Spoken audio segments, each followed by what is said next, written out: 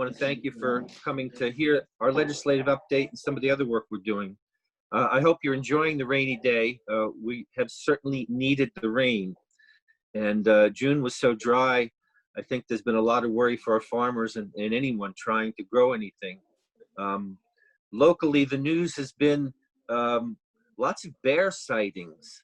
And what I find unusual is this time of year, there's plenty of food. So I think maybe the bears are looking for water more than food because it's been so dry. Anyway, hopefully that will help. I'm also grateful that our temperatures are nowhere near what they're seeing in the southwest part of this country. So I have a lot to be grateful for. Now, the legislature has been working overtime this year because of COVID.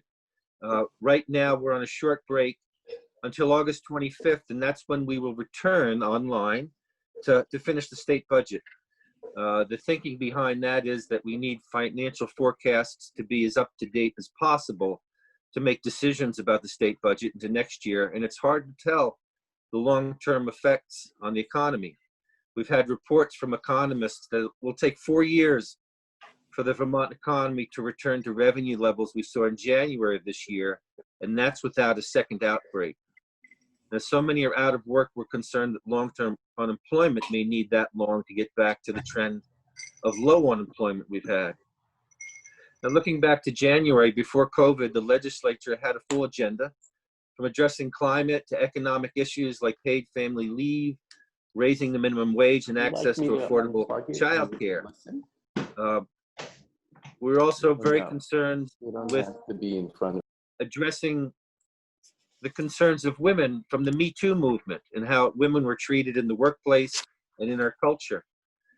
All that changed when COVID-19 hit, spread across the world and across this country. Since then, Vermonters have stepped up, and the legislature has tried to step up too. Vermont has done a great job recognizing that the tools are limited to fight COVID, and we listened to the stay home, stay safe order, and the results, I think, speak for themselves.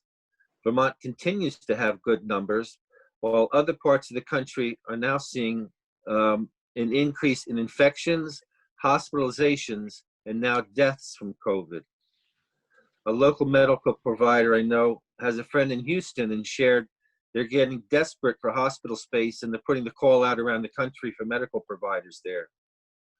So the next step in Vermont is to look at what we can do safely, and I know there's lots of conjecture about how we can open schools later in August, and those conversations are starting to happen. I'm not going to go on too much more except to talk about some of the bills we passed towards the end of the legislative session that had to do with helping our businesses, but also looking at systemic racism and use of force by police. Now, this is something Nader and I worked together on because both of our committees were working on these issues, and to expedite the process, the Speaker had these two committees working together and also working with the Senate. So I'm going to pass it off to Nader to talk about the work we did on use of force, and also because I want to say right now, Nader was the one who reported the use of force bill to the whole House. He did a great job. I think we could all be proud of him. I think it's another reason why we're really going to miss him. So, Nader, if you want to take it over. Sure. Thank you, Mike.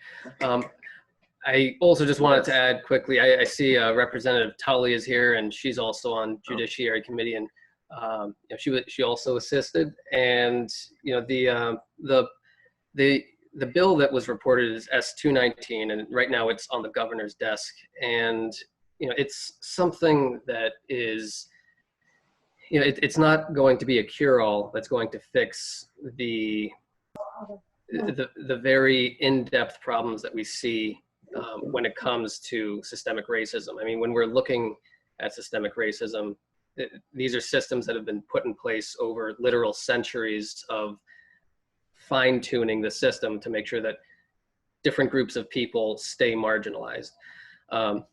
However, for S-219, what that's going to require is that police departments report their race data collection, or they will not receive grants from the state. It also mandates body camera usage, and it also sets up a plan for us to discuss a number of different issues that we're going to address in August, because this is not something that you're going to be able to fix overnight, or in our case, in the span of about a week and a half that we had to meet and discuss this legislation. So in August, we'll be returning to discuss reviewing the justifiable homicide statute, the body camera policy, increasing resources to the executive director of racial equity, and also bringing in more voices from marginalized communities and people of color. Because one of the things that I found difficult when we were going through this was that we weren't really hearing from many people of color, and not just advocates, but people who've actually had experiences with the police. It was mainly government organizations or non-government organizations that we were hearing from. But I think it's important that we hear from the actual people who've had these encounters. And I also, before I forget, there's an important thing that's happening tomorrow on a completely different topic, but it has to deal with economic equity. So I'm copying and pasting a link into the chat right now for the mortgage assistance program that's going to be open for enrollment tomorrow. And there is also opportunities for Vermont renters. If you click on that link, if you're a renter and you need assistance, there's also contact information in that link. Right now, I'm also, as I prepare to transition away from the legislature, I'm turning my eyes more towards my role as the vice president of the Wyndham NAACP, and we're starting to put the work in to develop a program that will help and encourage people of color to run for office here in Vermont. So keep your eyes open for that, and hopefully something comes out soon. And I will leave it there.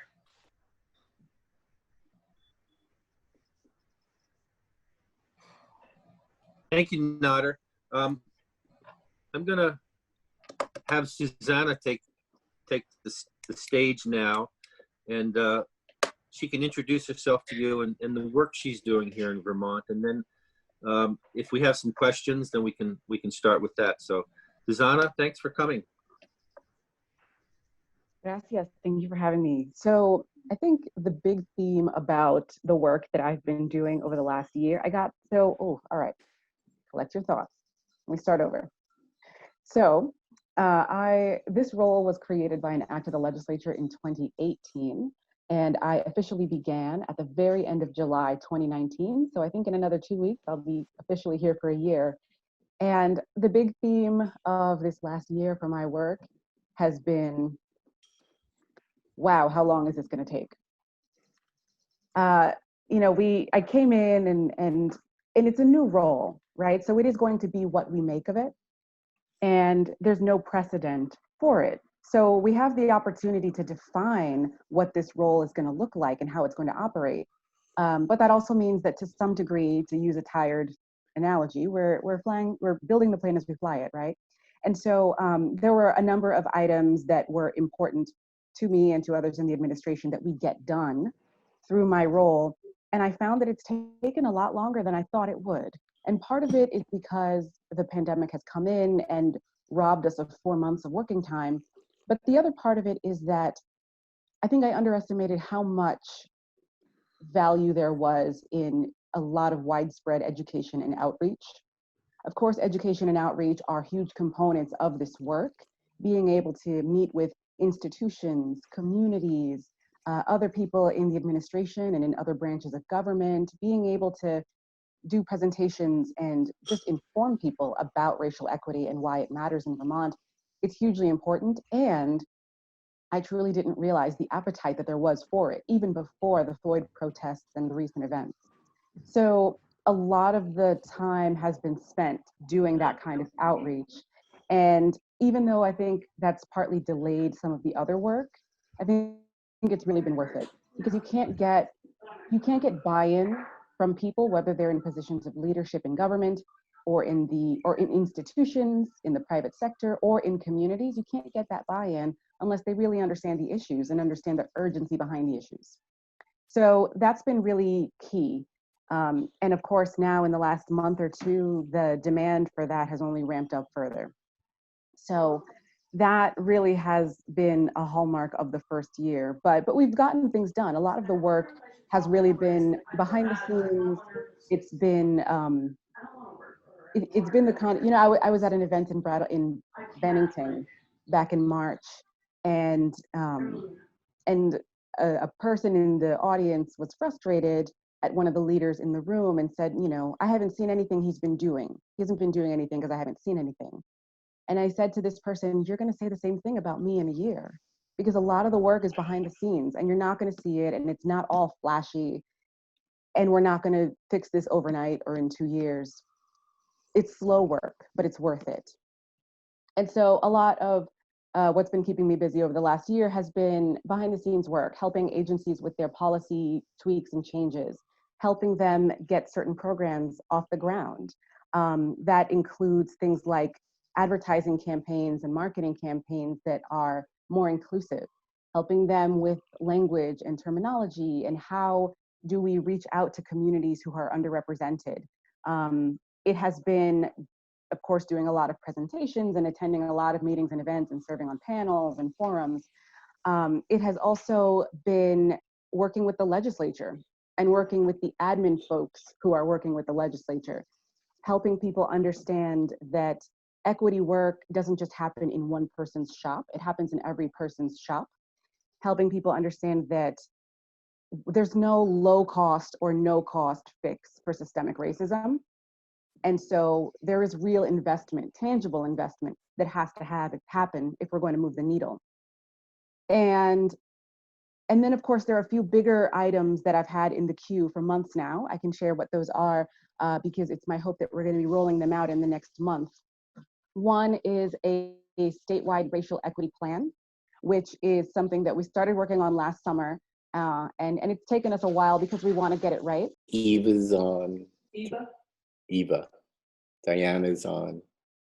And so the statewide racial equity plan is going to articulate our values around equity. It's going to list the metrics that we're going to be collecting and relying on to measure our progress. And it's going to highlight some of the goals that we hope to achieve. So that is, the governor we're planning for his review of the plan and when we can roll it out. So hopefully that'll start happening before the end of the summer. Another one is impact assessments. This is something that I've had conversations around the enterprise, around the executive branch about. Impact assessments are really important. They're used often in other jurisdictions with great success. And I think that Vermont would do well to start doing the same. And what they are is whenever you have a new proposal, whether it's a budget proposal or a policy proposal, you should be asking yourself a series of questions about who is this going to impact? What impact is it going to have? Is this going to benefit people equally? Is it going to harm people unequally? Let's just give a concrete example. If we're, let's say, going to look to site a new waste treatment facility, where are we putting it? Are we putting it in a neighborhood that tends to be majority people of color, which is what happens in many other places around the country? Are we putting it in a place that tends to be majority low-income people? Because these are people who are often underrepresented in government or who are treated as if they have less of a say in their own futures. Now, in other parts of the country, we can often use poverty as a proxy for race. In Vermont, that's not quite the case. Because of our demographics, you can't necessarily track race with poverty when it comes to residency patterns. So it becomes tricky for Vermont. And so one of the things that we really have to get ourselves to understand is, number one, white people who are low income are often pitted against communities of color. And this is a big, big mistake. They're often made to believe that life is zero sum and that if you're getting ahead, then necessarily I am falling behind. And that is false. And what it does is it creates division between groups that have so much more in common than they realize. Low-income white Americans and communities of color are taken advantage of in the same ways in this country. Low-income white Americans enjoy a degree of white privilege despite that, but that's not to say that things aren't still difficult for them. And one thing that I always like to share with folks, when they talk about white privilege, because it creates a feeling of defensiveness, right? I understand that. You don't want to, you feel like if you've struggled in your life, if you've lived near or below the poverty line, you might think, well, I don't have white privilege, I'm not wealthy. But the thing about it is that white privilege doesn't mean that your life isn't hard. It means that your skin color isn't one of the things making it harder. And this is an important point, because when we look at all things being equal in terms of income, we find that there are still differences between racial and ethnic groups. And we see this in the bottom levels of earnings, and we see this at the very top levels of earnings. Black children who grow up in the so-called 1%, the top earners of the country, they still grow up to make about 12% less over the lifetime than white children who grow up in the so-called 1%. So we see this at the lowest levels of earnings and at the highest levels of earnings, that all things remaining equal, it's not really about class. There is still an element of race that factors into it. This is a big tangent. I'm saying that to say that impact assessments are really important, because it's going to help us ask the right questions, so that when we deploy a program, we're really understanding the impact it's going to have, right? So we could say, oh, we're going to do homeowners assistance program, and we're going to do it in Norwich. Okay, you could do that. Or you could do it in a place like Bennington or the Northeast Kingdom, right? So asking ourselves, who's going to benefit from this? What are the harms, if any? Are we going to have public-facing materials? If so, are they going to be translated? If so, into what languages? Vermont has a lot of languages that are spoken in our state, and a lot of people don't even know what the 10 core languages are, or who's speaking them and where they live. So language access is going to be the third item that we've been working on for a while, and that's really shown itself through the COVID-19 pandemic, because getting information out quickly and consistently to Vermonters is absolutely key to helping us stay safe and slow the spread and know the opening schedule and what's happening, and are my kids going to school, or do I have to put up with them 8 hours a day more. And so I use the example of Flint, Michigan, to highlight the dangers of lacking language access policies in times of crisis. As you all know, Flint, Michigan has been and is still, Flint still does not have clean water. They've been going through a hellish time with toxic poisoned water. And at the outbreak, when it was first discovered, limited English proficient Flint residents, that is to say, people who didn't speak English, were exposed to toxic water for weeks longer than English-speaking Flint residents were, simply because the city wasn't doing enough to put out stuff in Spanish. Something so basic, translating a document, ended up causing weeks worth of prolonged exposure to toxic water for people, for children, for families with children under 6 who are at higher risk of lead poisoning, et cetera. So understanding that language access is a critical part to crisis management and crisis response is something that we've seen here in Vermont with our resettled refugee population, with our undocumented population, with other immigrants who don't fall into those categories. And so that's been huge too. So I will stop there because I have a tendency to ramble. And I would love to invite the group just to throw questions at me or concerns. Do you want to call BS on anything that I've said, or does it not make sense? Susanna, I have a question to start with. It has to do with the economic ramifications that underlie racism across the country and the world, really. And it's something that's been coming up more and more, that unless we don't address those economic concerns, we're really not going to get to what's on the surface, which is the prejudices based on skin color. Does that question make sense? Absolutely, absolutely. Okay.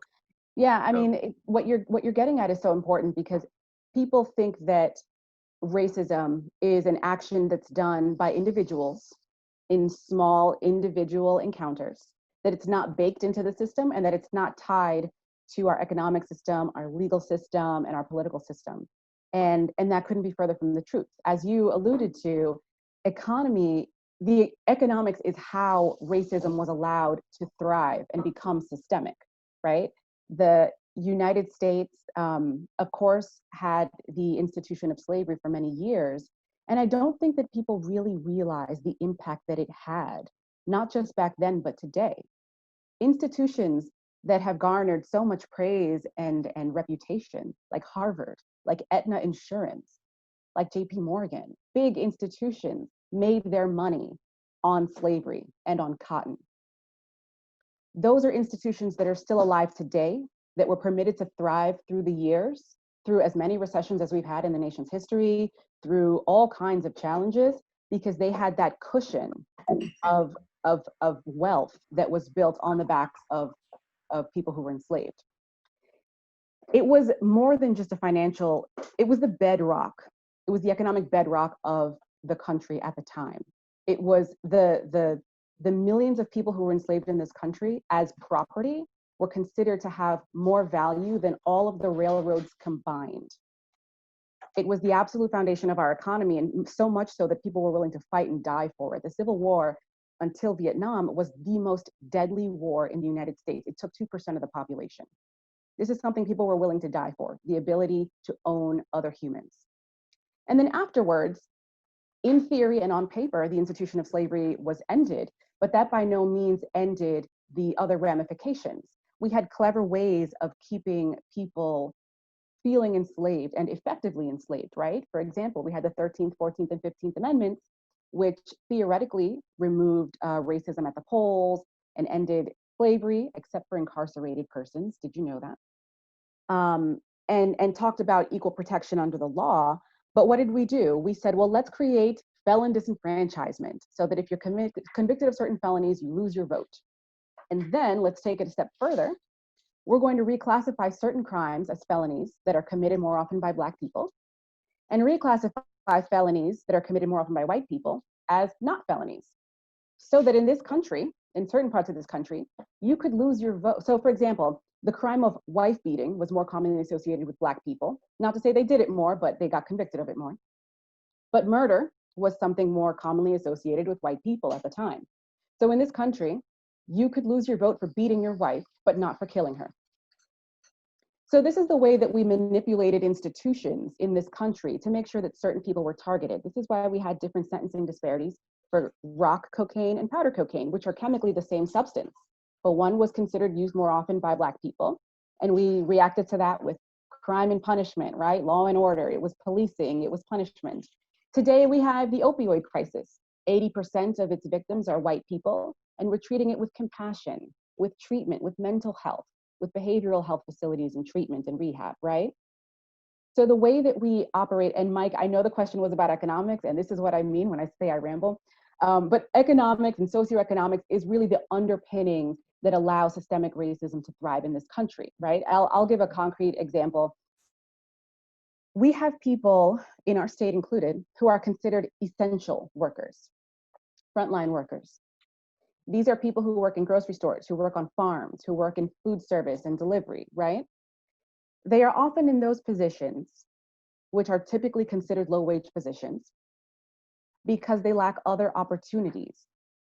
Part of the reason they lack other opportunities is because the education we're all told we should go out and get, it costs a hell of a lot of money. Money that oftentimes people don't earn. We know that the median wealth of the average Black family is 1/13 the median wealth of the average white family. We know that policies like redlining have created disparate access to home ownership. So when we think about the intergenerational transfer of wealth, we know that home ownership is the #1 way that people build wealth in their lives, and then they pass that down to their children. And so through the manipulation and denial of home loans and lending, and through policies that keep people segregated, we are able to make sure that certain people are able to to own their homes and to own land, while others are not. I'm gonna stop there. I know I did not even touch the tip of the iceberg on economics, but that's just some of what goes into it. And actually, before we move on, I do wanna make one more point. You know, we talk a lot about Black Americans and white Americans when we talk about racism in this country. And that's completely understandable, because we have a legacy of racism that we're still dealing with, a legacy of slavery that we're still dealing with. And it often makes us zoom in our minds to Black Americans and white Americans. But when we talk about racial equity, especially here in Vermont, one of the things that's really important for us to keep in mind is that we have a lot more people. There's a lot more of us than just Black Americans. There's Latinos, there's Asians, there's Indigenous people, all of whom experience disparate negative outcomes. And so in thinking about racial equity, one of the big points that I find myself reminding others about is that it's not just about slavery and Black Americans. It's about the way that we treat people who are not part of the dominant culture, that is, who are not white over the years. Thinking about the Chinese Exclusion Act, Japanese internment laws, which were only taken off the books in the last decade. You know, the fact that Vermont remains unceded Abenaki land. And as we think about land use and zoning decisions, we're making decisions about land that was never really ours in the first place. Are we including Indigenous voices in those conversations? And if so, to what degree? I'm done, I promise.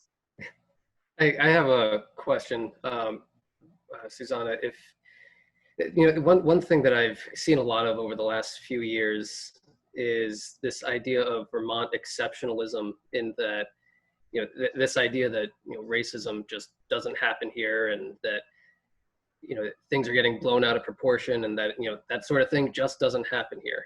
And I mean, I know that that's not true, and I think most, if not everybody in this group, probably knows that that's not true. And I was wondering if you could touch on that topic, and maybe why Vermont tends to get attracted to this idea of Vermont exceptionalism when it comes to racism. Yeah, absolutely. That's a big one. You know, a lot of people say, well, we're 94% white. Racism isn't a thing here because we don't have people of color. And the fact that we are 94% white is our biggest signal that there is a racism problem. Everywhere else in the country, there is more diversity. We are the second whitest state in the country. That in itself is our glaring signal that something is wrong with race relations. And we can't chalk it up to Black people don't like the cold. It's a myth. I mean, it's not a myth for me. I don't like the cold. But we cannot chalk it up to people of color don't like the cold. We cannot chalk it up to they don't go skiing or they don't like the outdoors. What do you mean we don't like the outdoors? We fought to preserve it before you all took it and burned it and turned it into cities, right? It's not about people of color not wanting to come to Vermont. It's about the fact that the way that our state is set up, the way that people are treated, both at the individual and systemic level, creates an inhospitable environment for people of color. I will give many examples. Well, I'll give some examples. We live in a state that on paper is very proud of the role that it played in the Civil War. And yet we have people who walk around and drive around this state flying the Confederate flag, which is a real shame because it undercuts and undermines the role that Vermont played in this nation's history. And it picks a side that seems completely antithetical to Vermont's values. People in Vermont like to say that this was the first state to officially ban slavery. They often leave out the part where it only bans it for men over 18 and women over 21, women over 18 and men over 21. That is to say, you could still enslave people in Vermont up to those ages, number one. And number two, it also fails to acknowledge that slavery happened informally in this state beyond that date. And again, we know that just banning slavery on paper is not enough to cure a society of all of its racism ills, because we had things like restrictive covenants in this state that said you can't sell this land to Black people or to Indigenous people or to French Canadians. So, you know, these are the sort of selective snippets that we like to show our not racist bona fides. But the fact is that we still live in a state where people of color have demonstrated that they don't feel safe, that when high profile leaders are subjected to public harassment and burglary, that they are not protected by the state and expected to fend for themselves. So not only that, you know, I'd like to talk a bit about the demographics, because this is really important. Vermont is a small state that is aging and that is shrinking in its population. And if I may, I'd like to show just a few slides to help me illustrate what I'm about to say. I'm going to get fancy and share my screen here.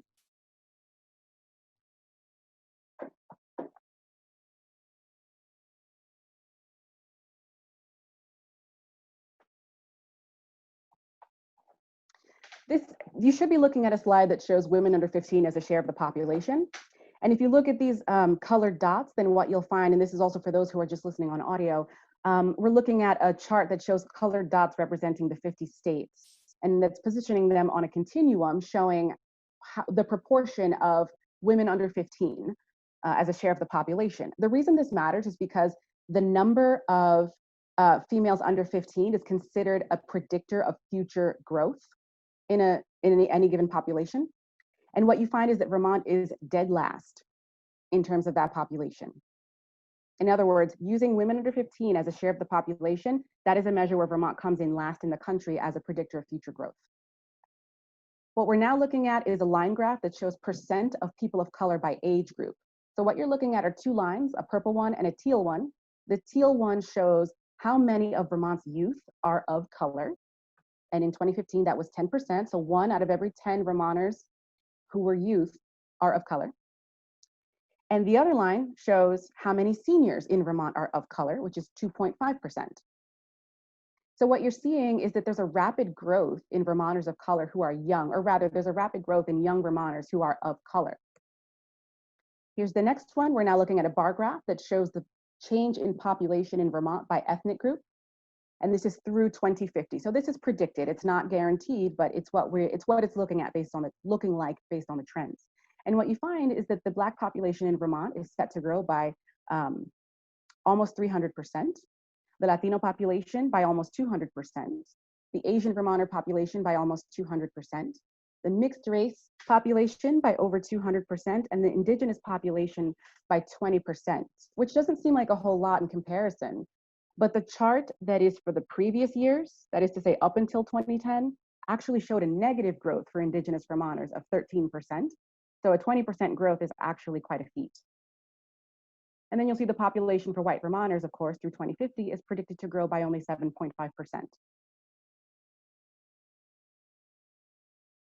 So what all of these show us, I'm going to stop the screen share here. What all of these show us is that, I'm sorry, I have one more actually, and I'm not going to show it visually, but I'll just explain it to you.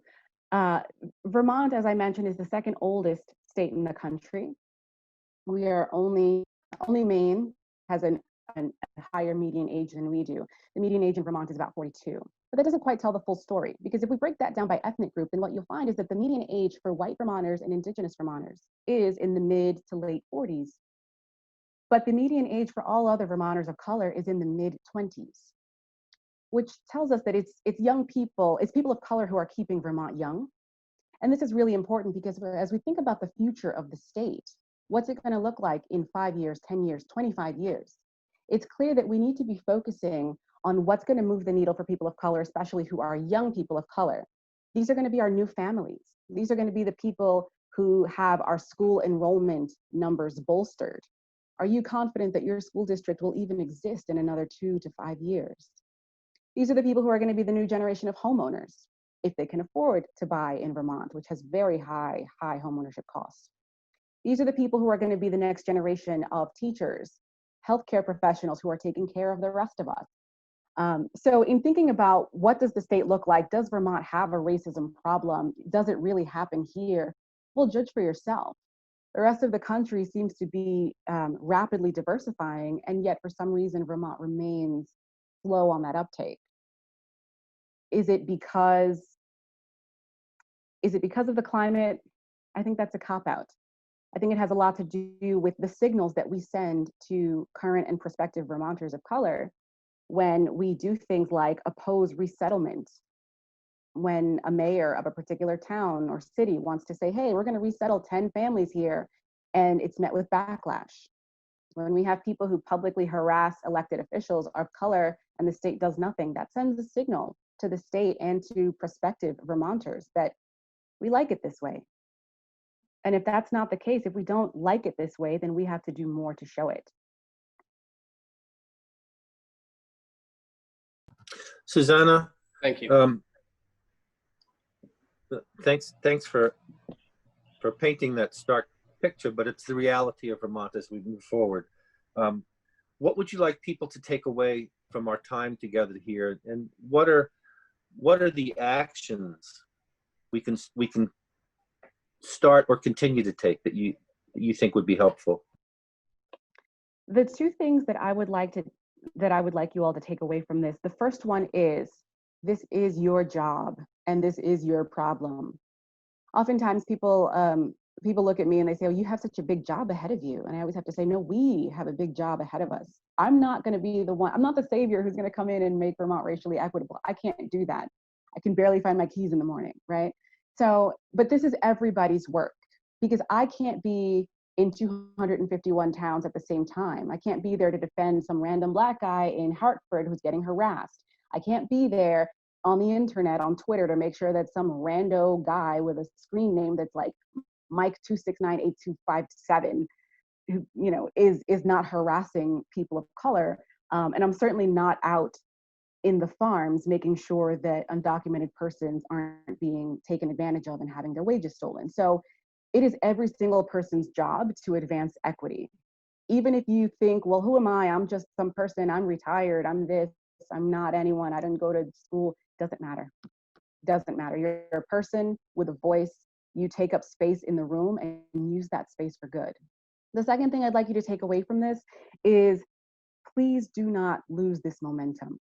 Think about how you felt when you watched another Black person get murdered on camera in America, and then watch the person who murdered him be fine, stay on the job, get protective custody, right?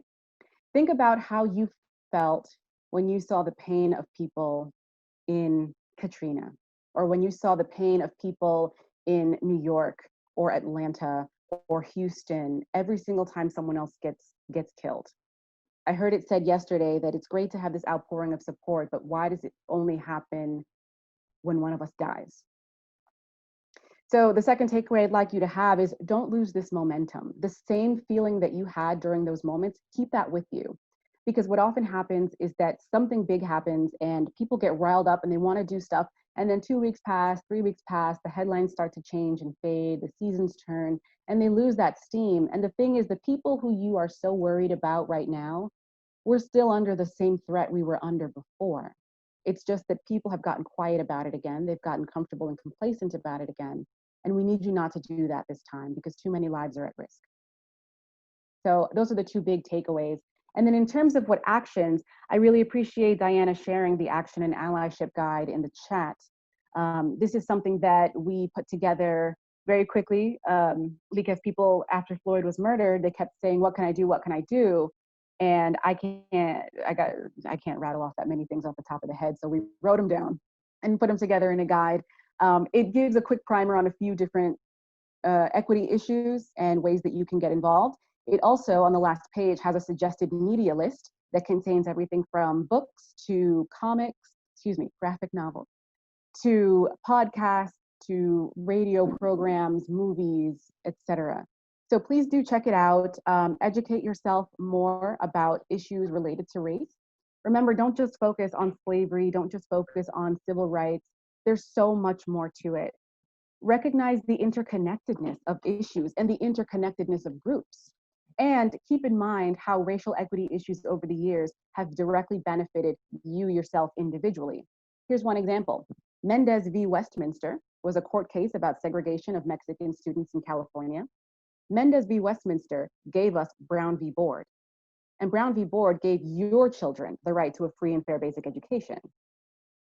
Ernesto Miranda is a Latino man whose name you may not know, but he's the reason that you get read your Miranda rights whenever you get arrested. Affirmative action. A lot of people bristle at the notion of affirmative action because they feel it gives their seats away in work and in school to people of color who may or may not, quote unquote, deserve it. But keep in mind that the number one beneficiary group of affirmative action policies is white women. White women in employment and education benefit more from affirmative action policies than people of color do. So as we think about who these gains were designed to protect and who they end up protecting, please keep in mind that as white people are a larger share of the population, as they tend to have more access to services, as they tend to know more about what services are out there and be more represented in government, they too often benefit from all of the legal protections that were so hardly fought and 1 by people of color. So keep all of that in mind as you take these rights and privileges for granted in your day-to-day life. And interrupt hate, interrupt bias. When you hear people talking and either spreading myths about race or people of different ethnicities, you know, as you hear people spouting hate about, I don't know, undocumented immigrants, saying things like, well, they should have followed the rules. Well, do we follow the rules about fair labor practices? Or are we content that they pick our strawberries and we get to pay $2 a pint for them? Are we okay with breaking those kinds of rules, but not protecting them with immigration policy? Are we okay with the fact that our state relies so heavily on agriculture, particularly on dairy, and that undocumented workers are the backbone of that industry? So as we think about who's at risk, who's in trouble, and who's bolstering us as a state and as communities, are we really being inclusive in the way that we think about these things? COVID-19, we had a lot of updates coming from the state and the federal government. And you were able to, I'm sure you got lots of emails and notices, and you were able to check any government website you wanted to find the answers you needed. Could our state's vulnerable refugee population do the same?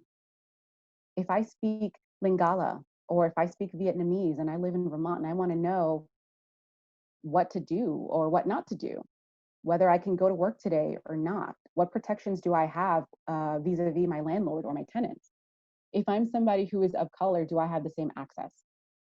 And if not, then it's your responsibility to make sure that your friends and neighbors do have that access as they would for you.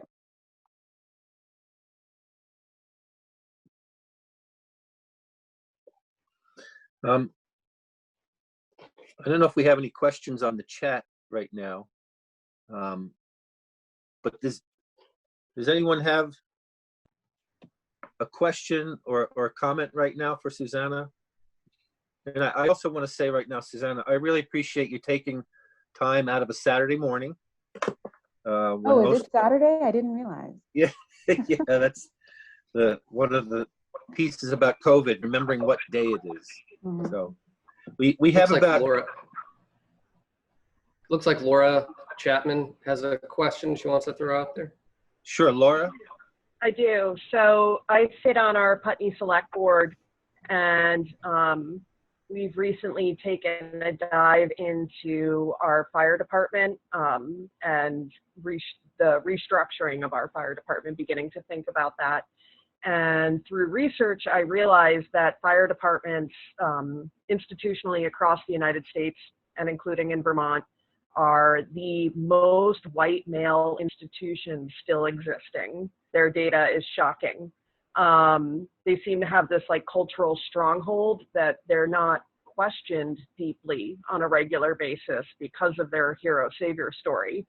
Are there any specific thoughts going into how we support them in a huge cultural shift? They're seeing their volunteership down, and you talk about youth being the youth demographics growing as far as people of color are concerned, but not as far as white folks are concerned.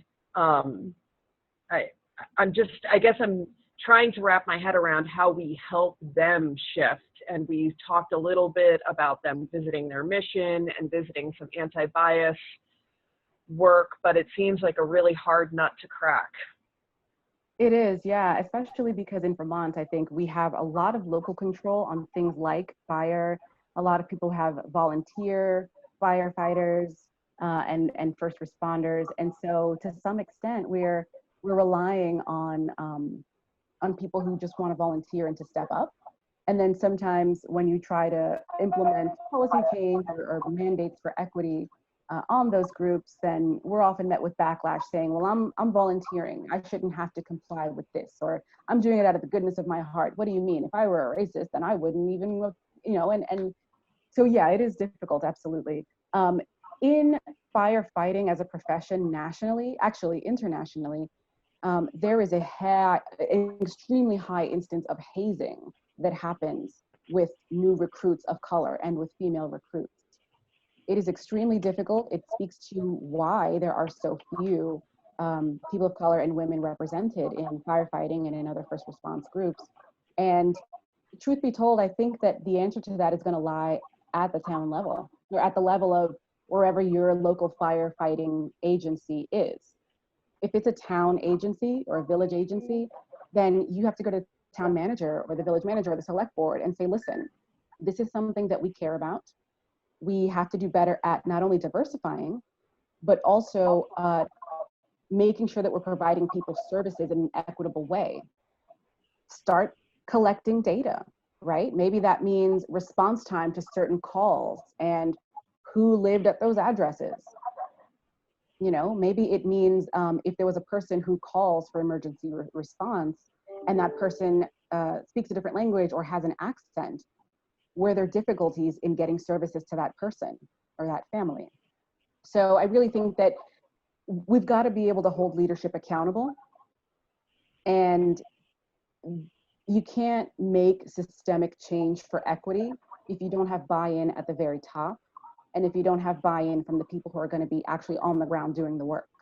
So I would start with local leadership on that. And you know, we at the state, and we're having this issue with policing, is that there's a lot of mandates that we cannot make of local law enforcement agencies.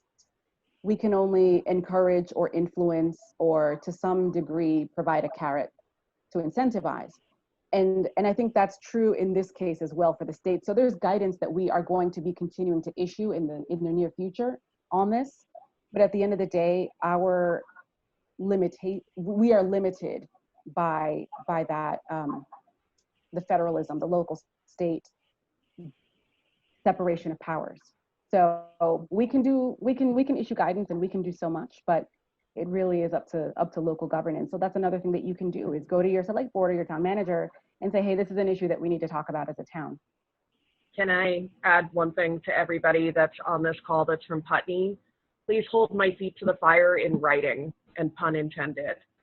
It's really helpful to your local select boards when folks are reaching out and actually putting it in writing or coming to select board meetings and saying, these are the changes we want.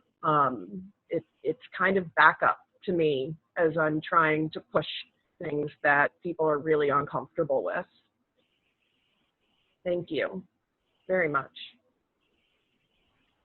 I see that Michelle had a question in the chat asking what laws need to be revised to address hate language and threats. And that is precisely one of the 3 questions that the governor has asked the new racial equity task force to take on, looking at state and local law that needs to be changed regarding hate speech.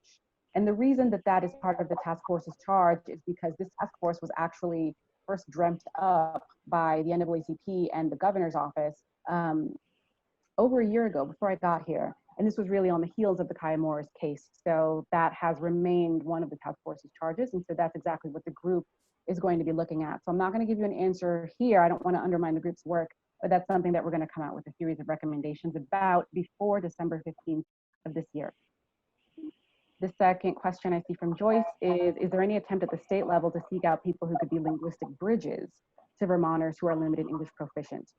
And yes, the answer is yes. We are working to expand our language access policies to make sure that all of our services and public-facing materials are able to be translated. We have been working with Spectrum and, oh goodness, the USCRI and a number of other agencies and the Mosaic Center to get the COVID-19 updates translated every week into the 10 core languages.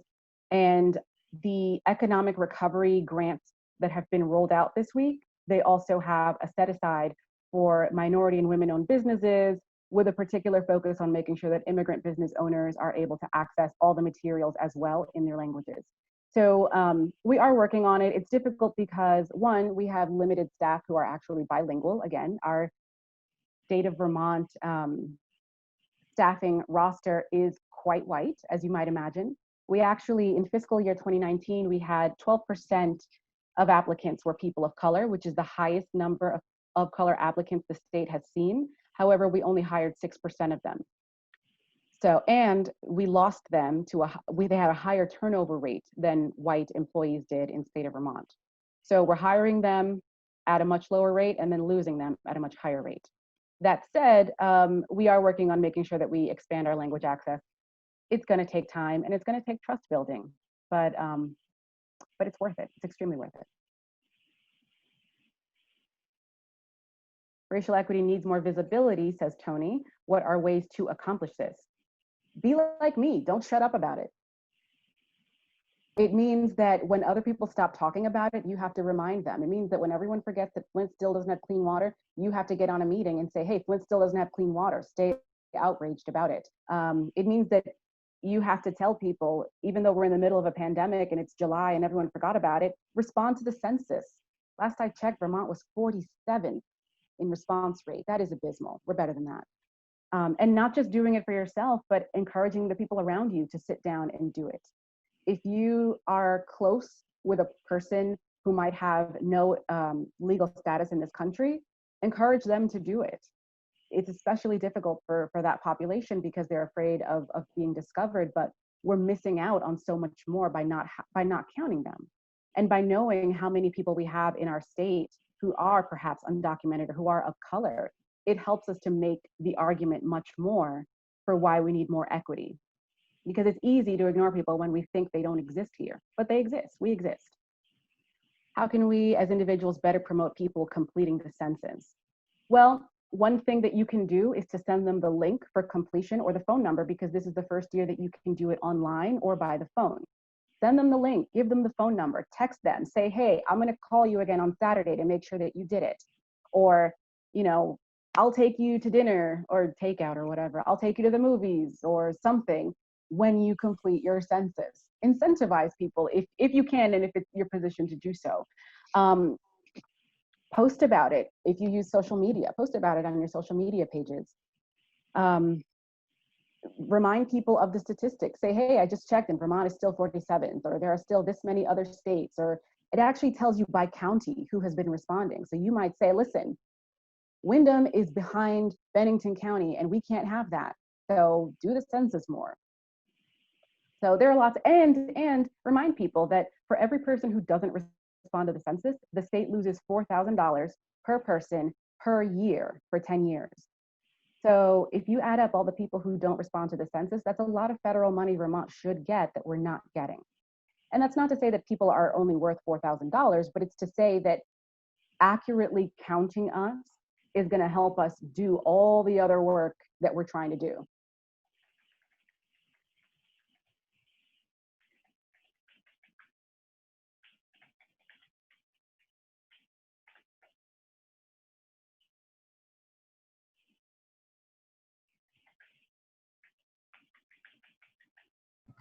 You know, I'd also like to point out that we have a strange relationship with different cultures. We love some aspects and dislike other aspects of people's cultures and of just other communities. And we've really got to get over that, right? I'll give one clear example. I know a lot of people who are annoyed when they call customer service and hear a person with an accent, like a South Asian accent or something on the phone. But then they huff and puff over to their yoga class and, you know, drink their matcha tea and eat their sushi and get a tattoo of an Om on their body and say namaste everywhere. And you really can't have it both ways.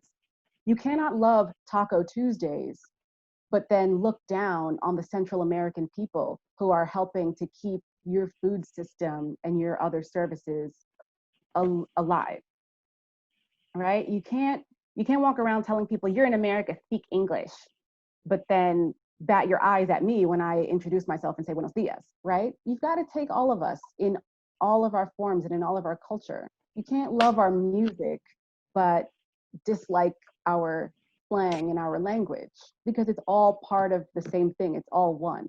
So that's another thing I think, is just to understand our biases and a great way to start is, I'm going to put this in the chat. Peggy Mackin, come on, learn how to spell, Intosh, invisible knapsack. Start by looking at the invisible knapsack, which is more a thought experiment than anything, that was put together by a woman named Peggy McIntosh. And it's basically a list of things that helped her to acknowledge or to realize her privilege. Things like, if I wanted to speak to the manager somewhere, I'm confident that I'll be faced with a person of my own race. Or my children can see themselves, people of their race, represented broadly in their TV, books, and media. Things like that. So understanding the privilege that we have and therefore the power that we have in society is really important.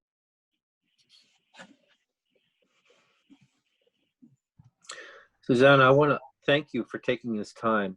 I don't know if we have any more questions, but I think we're going to wrap up soon. And if people want to get in touch with you for further comments, suggestions, or to find out, can you post is there a website for the Racial Equity Commission and contact for that?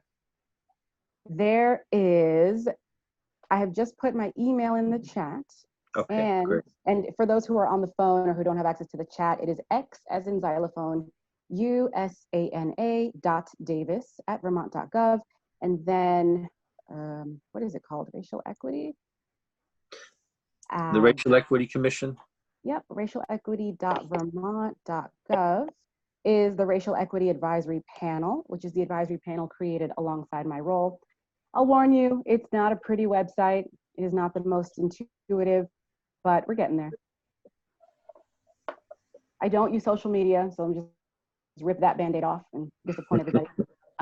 But you can absolutely reach me by email. You can send a note to the Racial Equity website.